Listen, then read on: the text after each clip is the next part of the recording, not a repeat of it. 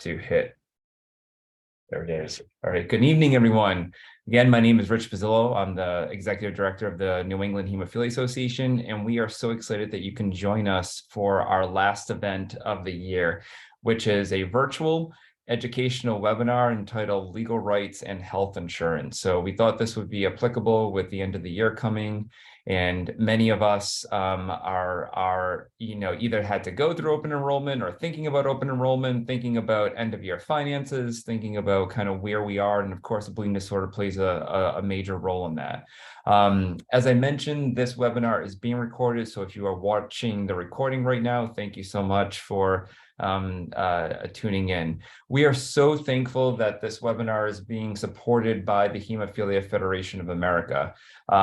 So before I introduce our speaker, I'm just going to explain a little bit about what this session is. So the session was designed for the bleeding disorder community and will explore your legal rights in the workplace and provide you with an overview of health insurance as open enrollment comes to an end. Our speaker tonight, Mark, who is the Senior Manager for Policy at the Hemophilia Federation of America, is a wealth of information and knowledge, and we hope this can be interactive. If you have questions throughout the webinar and presentation tonight, we ask that you not unmute just yet. You could put them in the chat, and I could help Mark moderate the chat so we can ask those at the end. So without further ado, Mark, I'm going to turn over to you. And before we get started, I'm going to ask you, it's the holiday season. What are you most excited for the holidays? Well, both my wife and son are from Colombia. They have never seen snow. And so we are taking the whole family up to a cabin near North Carolina, Georgia border, and hoping that we get a little bit of winter. And so that's our big surprise for Christmas. Love it. Magical there. Love it. All right, Mark, it's all you. Sure. Thank you. My name is Mark Hobrach. I am the Senior Manager for Policy with Hemophilia Federation of America. I've been with HFA about 3.5 years now, but I mostly cover southern states, western states. So this is really my first interaction with NEHA. So very pleased to have an opportunity to talk to you this evening. My presentation will focus mostly on, get the slides to change, hang on. There we go. Focus mostly on disability discrimination laws in two settings. Obviously, we can go into a lot more detail than that, but we only have about 45 minutes or so. I want to leave plenty of time for any questions that you have. So really just wanted to focus on how those laws apply within the workplace with your employer, as well as how they apply to your health insurance plan. And so we'll talk a little bit about both the federal and state laws, especially those in New England, and how they are similar and different, and what are some of the important things to watch out for in both areas. We'll also talk about an emerging issue that NEHA has really done an excellent job of taking the lead on, and that is how exactly these laws apply to inpatient mental health facilities. This is really a new issue that is continuing to evolve, and we'll get into that a little bit at the end. Now, hopefully all of you are aware of the Americans with Disabilities Act. This really was a landmark piece of legislation. Hard to believe it's been, more than 30 years ago already. This was the law that really established for the first time protections outside of the federal government. There was something called Section 504, the Rehabilitation Act, that dated back to the 70s. But ADA really set down the rules for what is and is not discrimination within the workplace. And it not only applied to a known disability, but disabilities that an employer may perceive that you have, even if it's not an actual disability. And so the purpose was obviously to hire the most qualified person regardless of their disability. It is a very broad piece of legislation. It applies to workers, employers with as little as 15 workers, and all state and local government agencies, regardless of the number of workers that they have. As we'll get into, it limits the medical questions and types of examinations that an employer can require at all stages of the employment process. And it really prevents them from basing employment decisions solely on the impact that an employee could have on that employer's health insurance plan, or the fear that an employee may become ill, have excessive absences because of a medical condition. Now, the ADA also did something called preventing discrimination by association. What does that mean? Well, that's if you have a child or a spouse or another family member who has a disability, and you have an employer who may be concerned about the impact of having that family member on their health plan. Now, the ADA also protects against discrimination against a family member. And again, this applies at all stages of employment, both before and after the employment offer. They cannot refuse to employ you just because you have a family member that will increase their costs, or because you may need to take time off to care for that family member. So what is discrimination under the ADA? Again, it's a very broad definition. Obviously, you have to have a disability, and we'll get into exactly how that's defined. And you have to be qualified to perform the basic job functions with or without an accommodation, either way. And you have to, most importantly, have suffered an actual adverse employment decision as a result of that disability. So you cannot file a claim of discrimination based on speculation or a fear that you might be fired or demoted or have some other adverse action taken against you. That action has to actually occur. So one of the key points that we always have to make when people have questions about this issue. Now, the definition of disability under the ADA is very broad. It's much broader than the definition of disability under SSDI or SSI, for those of you that are familiar with those programs. That's based on your ability to do any type of job. The test for a disability is simply, do you have an impairment that substantially limits you in doing at least one major life activity? And those are defined as things like walking, sleeping, dressing yourself, for example, all of which we'll get into in a little bit. Also, if you have a record of having such an impairment, say you had a condition that has improved over time, but an employer may still perceive that you have a disability because of that, that also qualifies. Or you are what they define as regarded as having a disability, even if you're not actually impaired. And that means, do they perceive that you have a disability? We see this quite a bit with people with mild hemophilia, for example, or with mental health conditions or other conditions where you may have good days or bad days. Your impairment may not actually rise to the level of disability, but because it's something that you occasionally need time off for work for, or occasionally have symptoms, you're perceived as being more impaired than you actually may be. Another important point, your impairment must be something that is a physiological or mental disorder. So broken bones or other injuries that have healed completely, those aren't the types of things that will qualify for disability under the ADA. Now, reasonable accommodation is a term that you probably hear quite often. And what that simply means is a change in the way that the job is performed in order for you to have an equal opportunity for employment. Very important point. This has to be a case-by-case evaluation, and that will vary quite a bit depending on what type of job you're applying for, what type of office you may be working in. For example, if you're in a field like firefighting or working on an ambulance, those are obviously very different types of jobs or workplaces than a secretarial or administrative job within the office. And so the evaluation needs to really vary based on those factors. Now, employers have to provide any accommodation that is reasonable. And what that means is it cannot impose an undue hardship. And that has to be a very significant difficulty, very significant modification from the way the job is done, or a very high expense to the employer, something that would legitimately threaten the viability of the employer. So the burden is really on them to show that. It's not on you, and it's a very high threshold for them to meet. So most accommodations are going to be considered as reasonable. Now, in the bleeding disorders context, the type of things we typically see relate to joint damage, mobility, chronic pain, but probably most importantly, the ability to infuse or administer your medications within the workplace. And so very often this can be something like providing a private space in the office for you to be able to do that, or modifying your work schedule, allowing you to work a flexible schedule to be able to get the treatment that you need. And for most people requesting accommodation, it can be as simple as an ergonomic office desk, a standing workstation, a special chair. Those are very typical type of requests that we see.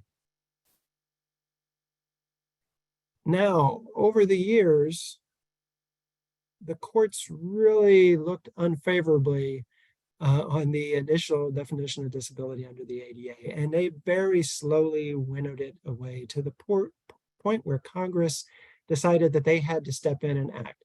That the definition that the courts were applying was very different from the one that they intended back in 1990. And so they passed something called the ADA Amendments Act in 2008. And the intent of this was to make it easier for employees to meet that definition of disability. And it did that by making it possible for an employee to show that they are substantially limited in comparison to most people in the general population. And it's a very important point to make, because substantially limiting doesn't mean that you are more substantially limited than somebody with your similar condition, for example. It's supposed to be based on the average person in the general population. Do you have a condition that prevents you from doing something that the average person can't do? And if you do, that's something that should be considered substantially limiting and meet the definition. So it's not meant to be a demanding standard by any means. And the Amendments Act really acted to broaden that definition for everybody. Because of that, the regulations specifically required an individualized assessment in every case. There are not supposed to be blanket exclusions for specific disease states. And we'll get into that in a little bit as it pertains to hemophilia and bleeding disorders. Also, another important point they made was that disability had to be determined without regard to any corrective measures. A number of the court cases had decided that corrective measures would mean that you weren't disabled. So somebody that had a vision issue, they had eyeglasses that fixed that, they weren't disabled. Somebody who had hearing aids, they weren't disabled. And Congress stepped in and said, no, it has to be assessed without regard to whether there's any corrective measure available. Now, we could really get into a big question over this once the gene therapies for hemophilia start to come on board next year and in the years after. And so that will really be an open question. But the key point is that the way it stands now, whether or not you're disabled is supposed to be assessed without regard to those corrective measures. Again, if you have a condition that is episodic, even in remission, that can still be disabling. It really is a question of, does it substantially limit you within the workplace? So it doesn't have to be something that substantially limits you on a daily basis by any means. Now, major life activities under the regulations that the EEOC put out after the Amendments Act made very clear that circulatory functions, like the ability of the blood to clot normally, does count as a major life activity. So if you have any impairment in the ability of your blood to clot, that is something that is supposed to be considered a disability under the ADA. Now, can hemophilia be disqualifying? Certainly a question we get very often. And there are a few situations where it can be, but with important caveats. And one of them that we cite most frequently is the standards for firefighters, because they specifically do mention clotting disorders as a type of condition that can result in your inability to safely perform one or more tasks of the job. Now, even if they can say that you are disqualified for that particular position or any other positions involving high risk of trauma, they cannot make a blanket exclusion from any employment. They have to basically evaluate what other alternative positions are available for you. And again, that has to be based on an individualized assessment of your own condition. And one case that we use as a very good illustration of this involved three brothers in Texas just 4 years ago. And the EEOC actually intervened in that case, something they rarely do, which we'll get into. But they intervened and because they felt it was important enough to set a precedent. And these three brothers all had hemophilia A. They were all fired as part of a reduction in force, but nobody else was let go, just them. They all had exemplary work histories, and the supervisor actually testified under oath that their firing was due solely to the fact that there was a fear that their medical conditions are going to have a huge adverse impact on their health insurance costs. And because that was a perfect illustration of what the ADA does not allow, the employer had to fairly quickly settle with the EEOC on behalf of the brothers. So as I mentioned before, the ADA applies to the entire employment process, and there are three primary stages that we will get into before the offer. Once an offer is made and it's conditional, either on an exam or other physical or medical records, and during the employment after you're hired. Now, I'm sure many of you are probably aware there are certain questions that cannot be asked during an employment interview that the ADA does not allow. And those are the types of things that are meant to get you to talk about medical or disability related information. Certainly, you are free to volunteer those if you choose, but there is no obligation for you to do that whatsoever. And these are the types of questions that an employer really should not be allowed to ask. And there are things as simple as how did you become disabled? How severe is your disorder? Anything involving genetic information is a huge no-no, or request for medical records. We'll get into those in a little bit. Do you have a history of workers' comp? What medications are you taking? Even something as broad as, do you have any impairments or conditions we should know about? Obviously, it's a very awkward position for the applicant. You don't want to feel like you're hiding something. Obviously, you don't want to feel like you have to lie about something.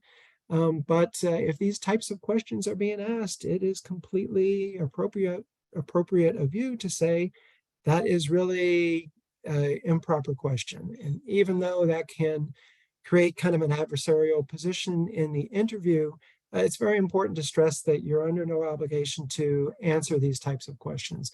They really are prohibited under the ADA. The types of questions that are okay are things as simple as, are you feeling okay? Are you using any illegal drugs? Do you, drink heavily? Contact information in case of a medical emergency. But the most important thing the employer can ask you is, are you able to perform all the essential functions of your job? They can hand you a job description and say, are these things that you are able to physically perform? That is a completely legitimate question. Also, if you show up with a cast on your leg, a huge cut on your face, something very obvious, they clearly can ask you, what happened? How did you break your leg? Anything that's non-disability related is completely permissible. So like I mentioned, it would be completely acceptable for an employer to ask, especially if you're applying for a firefighting position, the example we used, can you climb a ladder? Can you lift, 50 pounds of weight?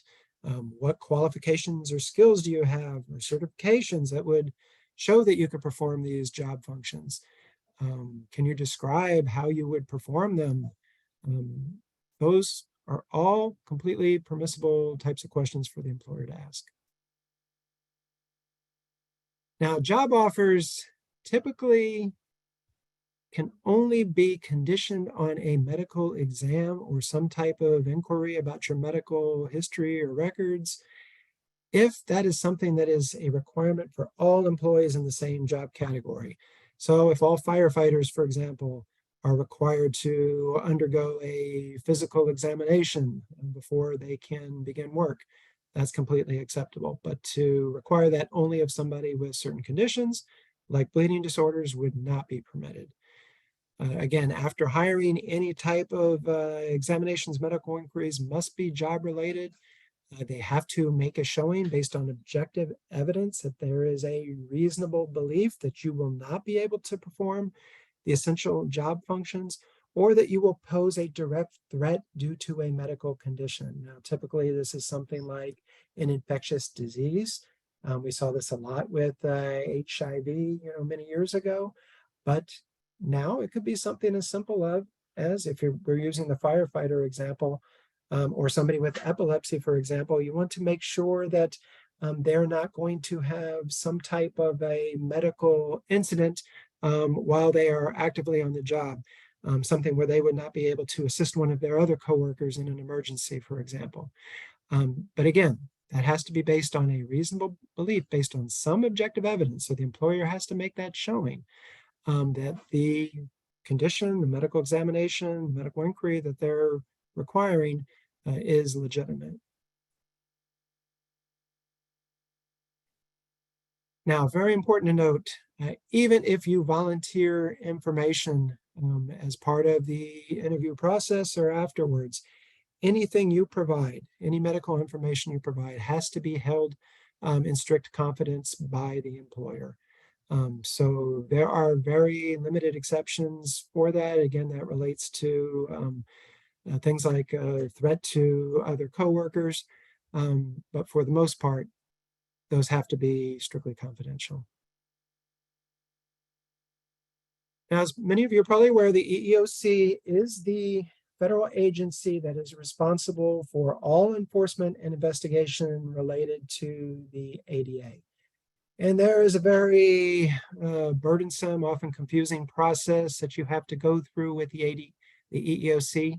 You can't simply file a complaint in court due to a violation of the ADA unless you have first gone to the EEOC, filed a complaint, given them an opportunity to intervene, or have them give you a right to sue notice saying that you can go forward. And this, can be a very slow, arduous process. But essentially, the big point here is you have a specific window of time to file a complaint. And it is fairly long. It's 180 days or 6 months, but in practical terms, because most states have a counterpart to the ADA, you actually have up to 300 days or about 10 months to file that complaint. It has to be with your local EEOC field office, something you can do over the phone. They will fill out basically what's called a charge of discrimination that they provide to your employer, gives them an opportunity to respond. They may offer mediation or other types of formal resolution with your employer. But in most cases, they simply give you a right to sue notice, and then you have 90 days to decide whether or not to file a complaint in court. Now, just because you are given a right to sue notice and the EEOC doesn't intervene, doesn't mean you don't have a strong case. It doesn't mean anything about how strong your case is at all. So you should not take it that way. EEOC has very limited resources. It is very rare that they intervene in a case, and they will typically only do so for an issue where there's a broad number of employees that are impacted, or there's some novel issue of law that they really want to make clear. So again, very important. Don't take anything from the fact that they give you a right to sue notice. By all means, proceed with your claim if that's a step that you decided you want to take. Now, the ADA also applies to health insurance, but here, unfortunately, it's very unclear at the moment exactly what the standards are. The EEOC initially issued guidance way back in the mid-90s that said that employer plans could not make what was called disability-based distinctions. So they couldn't make a decision that applied, for example, for a specific disorder. They couldn't deny coverage for anything related to HIV or hemophilia or hearing loss. They also couldn't increase costs just for that specific disorder unless they made a showing. They actually provided actuarial data showing that the viability of the plan was going to be threatened by covering that disorder. Now, unfortunately, over the years, the courts really haven't agreed with that guidance that the EEOC put out. And even though it hasn't been formally rescinded, they've really backed off of it to a large degree. And it's really not clear now exactly what the standard is. So we're kind of going by this at the point right now, but it's something that is continuing to evolve. But it's pretty clear that they cannot make a distinction solely based on one or two or the three brothers, for example, with hemophilia. That would be something that is fairly clearly discrimination under the ADA.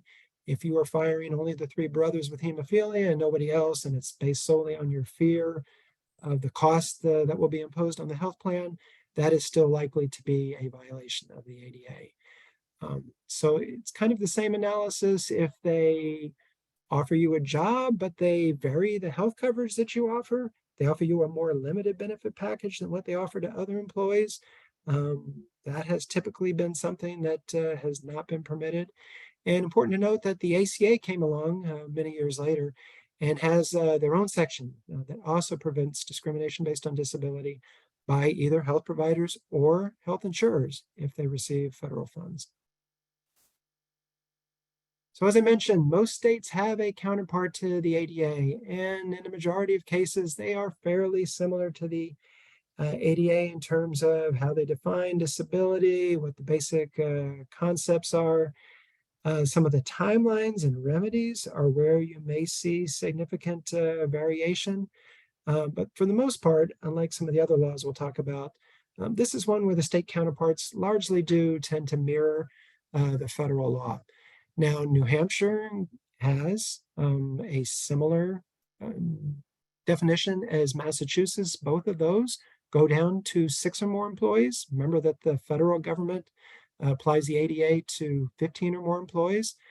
So basically, you will see, especially in New England, it apply more broadly to smaller businesses.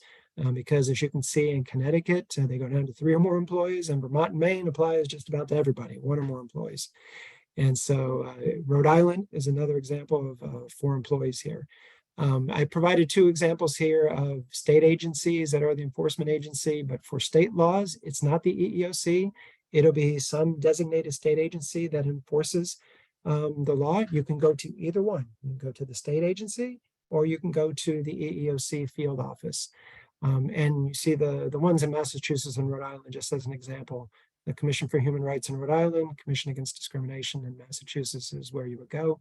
But that's something you can look up pretty easily on their websites to find out which organization it is. Now, hopefully many of you are also familiar with GINA, the Genetic Information Non-Discrimination Act. This is the one that limits how genetic information can be used by both health insurers and employers. Now, the employer part of it is still enforced by the EEOC, and just like with the ADA, it applies to 15 or more workers and all government agencies. And it basically is a blanket prohibition saying your genetic info cannot be used whatsoever in making any employment decisions. Same thing about asking about your family medical history, either during the application process, during medical exams, any part of the employment process. What is still permissible are things like routine physicals under wellness programs. But again, those are things that are required for everybody, not for specific individuals who they feel may be more likely to have a costly illness. Now, as it relates to health insurers, this is something that's enforced at the state level by insurance commissioners. And this applies to both group plans and individual health plans. And that also includes Medicare supplemental, the Medigap plans. They cannot request or use any genetic information, either about you or your family, to make any type of plan decisions. So these include things like premiums and cost sharing, benefits and eligibility. These can only be based on your current symptoms or your diagnosis. They can use genetic info if they want to confirm diagnosis of a disease, but they can't use it to say that this person may be more susceptible to having a costly illness, so we don't want to cover them under our plan. That would be a clear violation.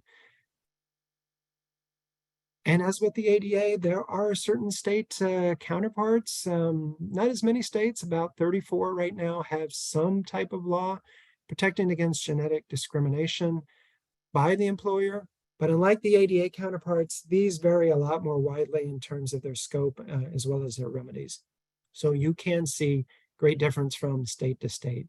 And this is especially true, states like California are way ahead of the curve in this. They actually make it a civil right to hold employment without genetic discrimination. No other state does that. They're also the only ones to prohibit it in areas like housing, education, public accommodations. For the most part, what you see in the majority of states is they'll apply the bans to both group and individual health insurance.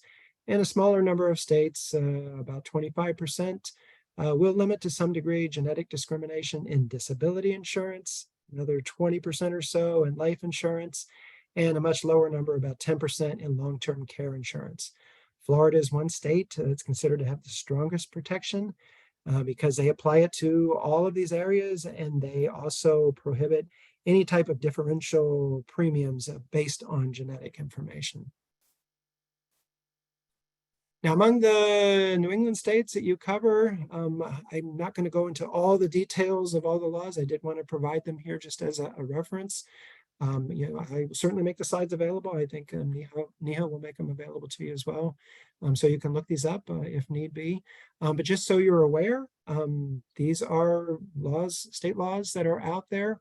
All of the states in New England apply genetic discrimination prohibitions to employers. Again, they may vary widely from what you see under GINA. When it comes to health insurance, there are some differences, however.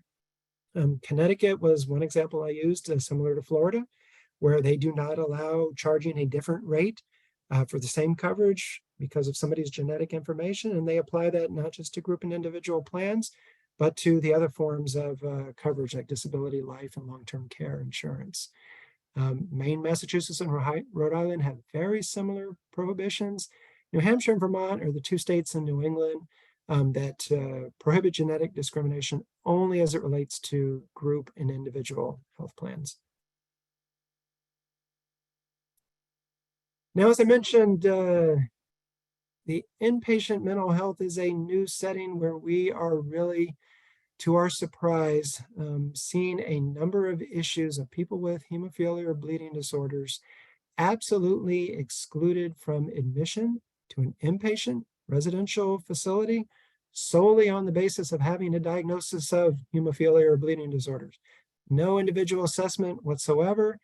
The facilities make no effort to contract with either outside entities to come in and provide those services or make sure that a patient can get those outside of the facility. They simply have a blanket exclusion saying we're not going to accept them. And the rationale really is because they don't want to have patients that require needles, and there's a certain liability that goes along with that. So we see this not just with hemophilia, but other conditions like diabetes, MS, things that require infusion or needles in a mental health and addiction facility. That's something that there's a very high risk of concern about, obviously. But whether or not the existing disability discrimination laws allow that type of blanket exclusion is something that we are really digging into, because in the beginning, we first started getting reports of these among just a handful of patients. And as we started looking more into this issue, we have really seen that it is a nationwide issue. There was a recent survey of the hemophilia treatment centers that showed that more than 3/4 of them had attempted to secure placement for their patients and were unable to do so at a residential facility, either for mental health or substance abuse. And they were coming up against these type of blanket exclusions. And it wasn't just one facility. It could take them weeks to find a facility that would accept them. And sometimes it was hundreds of miles away in a different state. And so we were realizing that this really was a huge problem, though, that we needed not only to get our hands around, but to come up with some type of guidelines and best practices to combat what was going on. And so major kudos to NEHA for really taking the lead in this coalition that has been formed, the Bleeding Disorders, Substance Use, and Mental Health Access Coalition. They have done a terrific job in putting these guidelines together and presenting these in different settings, including the NHF Bleeding Disorders Conference. Many of you may have heard from Kate Basinski and others at that conference. So just to make sure you're aware, this is an issue that's really evolving. There's not really a clear definition yet of how these laws apply in these settings, whether that is a legitimate rationale for mental health facilities to use in making these exclusions. And so we really expect to see this issue really fleshed out over the next year or so. And some of the resources that I've relied on in this presentation that you may also want to use, especially the first one, the New England ADA Center. It not only has a number of the state laws that I've talked about, but it also has a list of all they're called protection and advocacy units. And what they are the local disability rights centers, a place where patients can go to get questions answered about whether or not their employer is discriminating against them, potentially get representation if they are seeking to file a claim, or assistance through the EEOC process. Those are excellent places to start. Also, the National Human Genome Research Institute has a really good database on what some of the GINA counterparts are in various states, both in and outside of New England. And HFA certainly has a number of very good resources for you on these issues. Our website has undergone a full-scale overhaul. So it may not be in the same place that you're used to seeing it, but it is still there. And so I provided the links for you to be able to find those, both our employment issues toolkit, as well as some of the other webinars and fact sheets and basically any type of documents that you may need to address some of these questions and issues. And other questions we get quite often are about the patient assistance programs that are available to you, not just with the manufacturer, but the nonprofit organizations. These can be a very valuable resource, not just in providing patient and copay assistance, but a number of them provide other assistance as well. And a good example of that is the Access program. Many of you may remember Patient Services Incorporated. It's now named Accessia Health, but the Access program is still there. It is a place where you can not only get legal assistance through the federal disability process, but they have a hotline for you to get answers for any type of legal questions that you may have in dealing with your employer or your health insurer. But there's a number of other ones as well. This is not an exhaustive list by any means, but these are some of the common ones that we refer patients to, because either at one time or another, they've had programs for bleeding disorders. Important to note that the rules and whether or not those programs are available depends a lot on funding and can change quite often. So important to check with them about what is currently available. But this is kind of a good resource list that we wanted to provide to you. And just lastly, wanted to make sure that everybody is aware of a very important date tomorrow, December 15th. And that is the last date for consumers in the Affordable Care Act marketplaces to sign up for coverage if they want it to start on January 1st of next year. Now, the marketplaces are still going through the open enrollment period all the way until January 15th. There are 2 states in New England that have extended it beyond that, Massachusetts until the 23rd, Rhode Island all the way through the end of January. But at a minimum, all states have to go through January 15th. However, if you wait to then, you will not have coverage effective until February 1st or even March 1st. So very important if you want your coverage to start with the new year to make sure you go to healthcare.gov. One of the most important points we can make is do not auto-renew for coverage if you've already had coverage for the last few years, even if you've been very happy with the plan that you have. Those terms, benefits, and the number of options that are available to you change dramatically from year to year. So the drugs that are in your formulary may not be the same as they were last year. Providers that are in your network may have changed. Your plan may now be applying a copay accumulator adjuster when it wasn't before, meaning you won't have access to the cost sharing assistance that you thought you had from a manufacturer.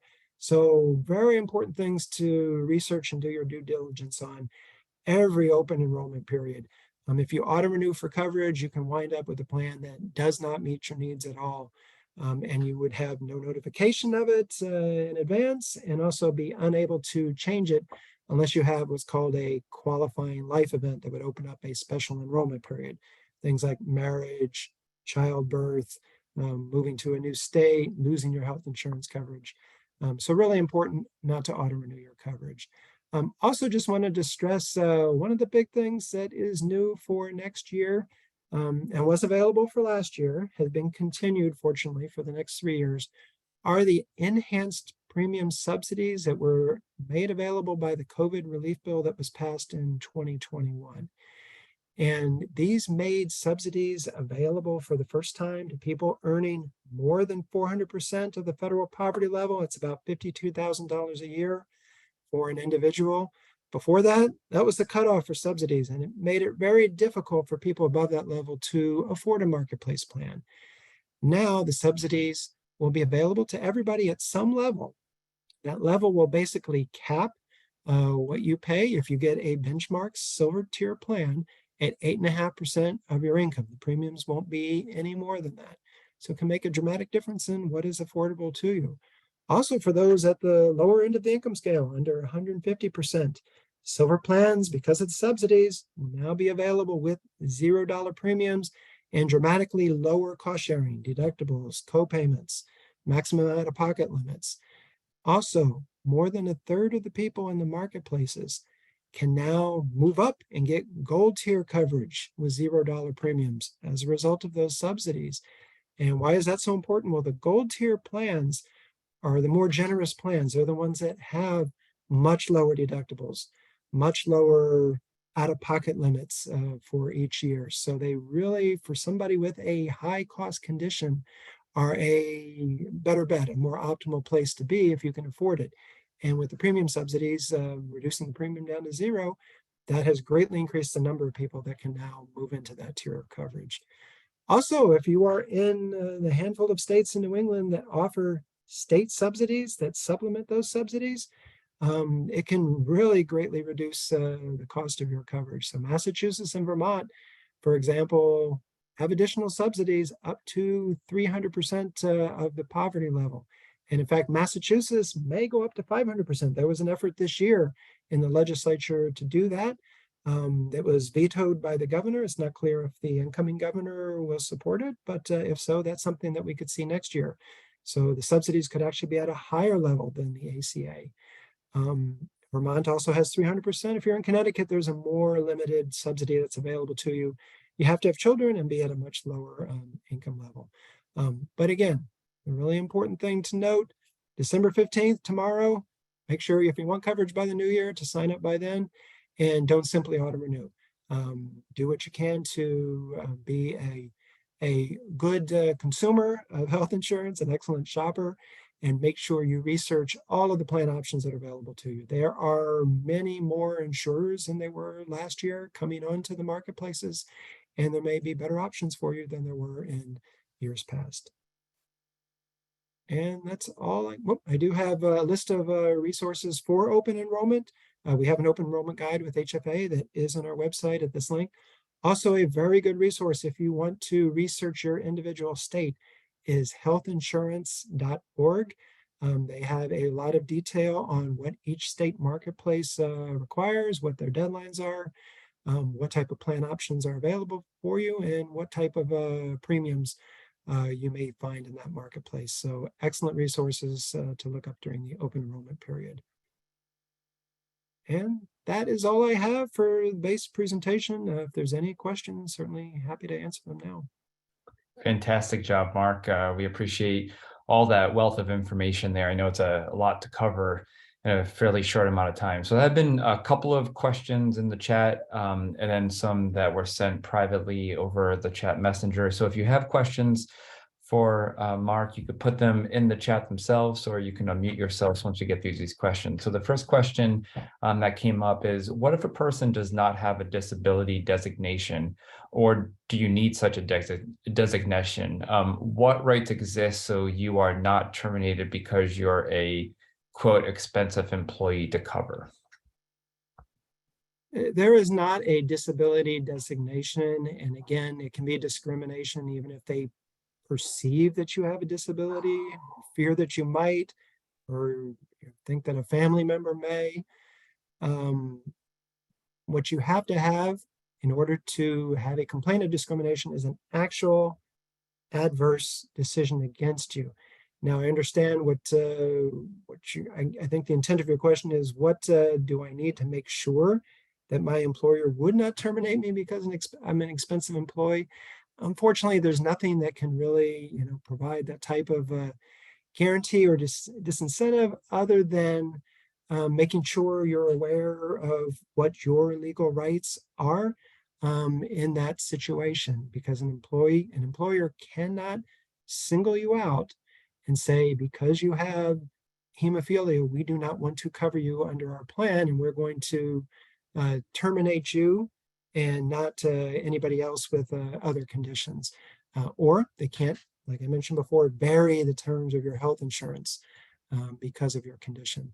But there's no designation that you can get that would provide that type of protection. Richard, thank you for asking that question on my behalf. I think in my mind, I was confusing disability as when you need a designation or a determination for SSI benefits to get an income from such a designation. And that's not what we're talking about here today.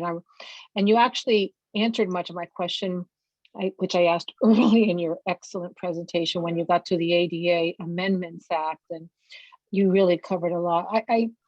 You mentioned the three brothers that lost their job. Every once in a while, I come across a patient who will mention that they suspect that they lost a job or their father lost a job when they were a kid because their costs for their factor or their bleeding disorder treatment was so expensive. So I think what I've walked away from this is move beyond the suspicion and gather information, because you do have legal rights to fight. I mean, and even the three brothers, what they settled for 135,000. I mean, what is that, a month of shipment or Right. something? So it sounds like, and trust me, I took pictures of all your resources. So thank you. Excellent, comprehensive and concise presentation. Fantastic. Great.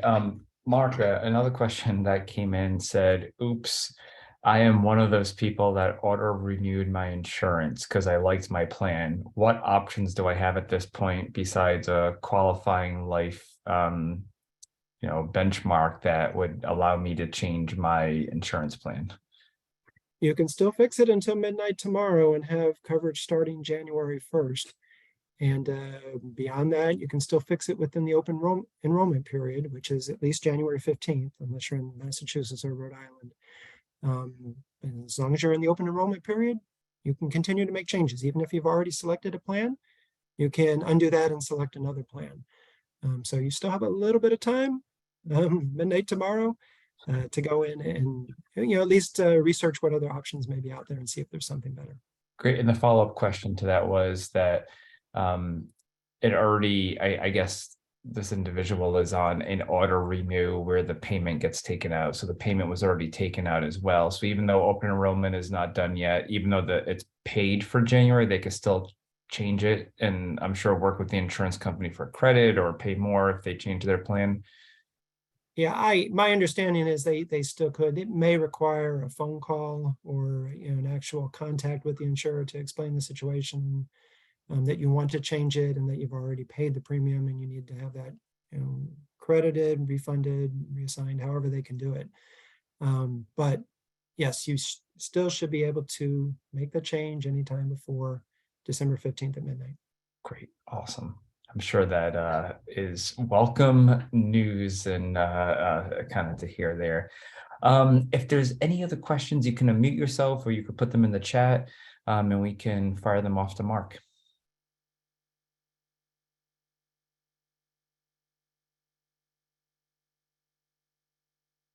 Well, Mark, while we're waiting there, I have a question for you. So say, you did such a great job as what was stated about, kind of condensing this and comprehensive, thorough overview of this.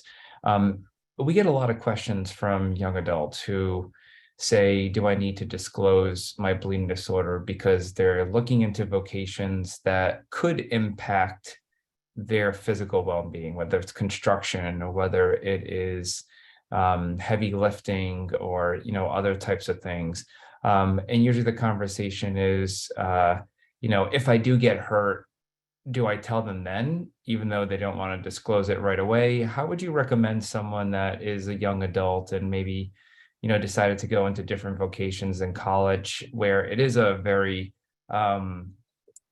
task oriented field for hours a day, where it's demanding on their feet? Yeah, it is a very difficult decision. We really appreciate and understand the difficult position that an applicant is in.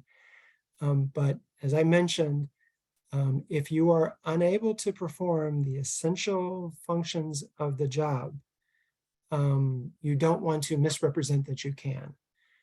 So if it's a position that would require you to do something that you would not be able to do because of your condition, that's something where you have no obligation to disclose your medical condition, but you also don't want to misrepresent that you can do that. And it's completely legitimate of the employer to ask questions of you if you can perform those essential job functions. And so the example we use with the firefighter is always probably the best illustration, because obviously it's a high risk of trauma type of position. And so there's very legitimate exclusions that could be made for people with certain types of medical conditions. But having said that, they cannot deny you any type of employment. There are certainly other types of positions within that field that you could do, and they need to make an individual assessment about what you can do. Could you, run the dispatch, for example? Could you be somebody who trains firefighters? That's or an instructor. There are a number of different areas that you could work in within firefighting, and not necessarily be a frontline firefighter that was exposed to the highest risk of trauma. So again, there's no obligation for you to disclose your medical condition, but the obligation on you is not to be misrepresenting your condition in some way, because then if you did that and you are put in a position where you couldn't perform the essential functions of the job, then that could potentially be exposing you to some liability. Great answer. Thank you.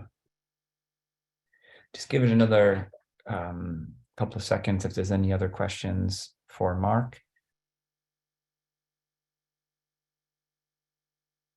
Awesome. Well, Mark's email is up on the screen, and this will be put on our YouTube channel. That could be found, and also on our website. So on our website, we have a webinar section where this will be archived. I also just put in the chat all of our upcoming community events. So all of our events in 2023 are updated. These are our marquee events, our large events, starting with our couples retreat in January, all the way down to our holiday party next year, a year from now. But Mark, thank you, HFA. Thank you, Jeanette. Thank you to all those that attended the webinar tonight. Happy holidays. We hope that you will attend another NEHA event soon. And again, thank you, Mark. Take care. Sure, you're welcome. Thank you.